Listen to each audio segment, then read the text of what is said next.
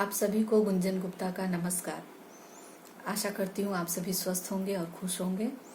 आज फिर उपस्थित हूँ आप सभी के समक्ष अपनी स्वरचित कविता लेकर के, और मेरी कविता का शीर्षक है वधू जिम्मेदार बन गई हूँ।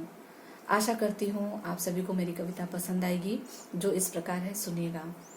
प्यार का रंग चढ़ना अभी बाकी था, उससे पहले ही जख्मों के रंग गहरे हो गए। प्यार का रंग चढ़ना अभी बाकी था, उससे पहले ही जख्मों के रंग गहरे हो गए। अभी तो कानों से शहनाई की गूंज भी न धुमिल हुई थी। अभी तो कानों से शहनाई की गूंज भी न धुमिल हुई थी। उससे पहले ही विरह की रागिनी गुनगुना उठी। उससे पहले ही विरह की रागिनी गुनगुना उठी। सपनों के सरोवर में अभी तो नैना सीख रहे थे गोता लगाना। उससे पहले ही बादल फट गए, नैना रिमझिम बरस पड़े। उससे पहले ही बादल फट गए, नैना रिमझिम बरस पड़े। हाथों की चूड़ियों की खनखनाहट जो कभी घर की रौनक बन रही थी, अब रसोई घर के सिलपट्टे की खरखराहट बन गई है।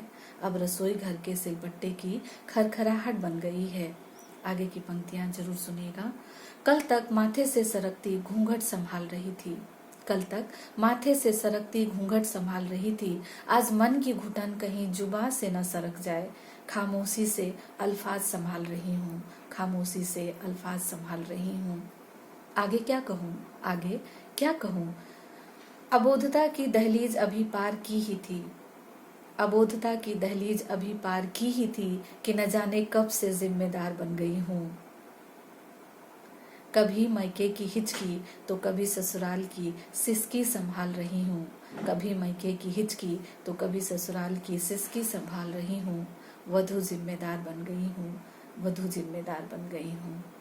धन्यवाद।